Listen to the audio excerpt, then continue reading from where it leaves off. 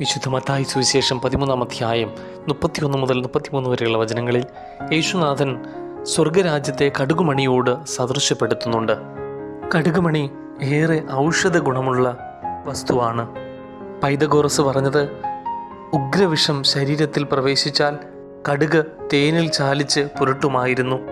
അതെ, സ്വർഗരാജ്യമെന്നത് അത് ഔഷധ ഗുണമുള്ള സൗഖ്യത്തിൻ്റെ ഇടമാണല്ലോ. കടുകിനെ പോലെ ആവുക എന്നാൽ നമ്മുടെ വാക്കുകളും പ്രവൃത്തികളുമെല്ലാം മറ്റുള്ളവർക്ക് അത് ഔഷധമായി തീരുവാൻ, സൗഖ്യമായി തീരുവാൻ ഇടവരുത്തേണ്ടതായിട്ടുണ്ട്. ഔഷധ ഗുണമുള്ള കടുകിന് സ്വർഗരാജ്യത്തോട് ഉപമിച്ചിട്ടുണ്ട് എങ്കിൽ നമ്മുടെ ജീവിതം മറ്റൊരാൾക്ക് ഔഷധമായി മാറുമ്പോൾ അവിടെ സ്വർഗരാജ്യം പൂവണിയുകയാണ്.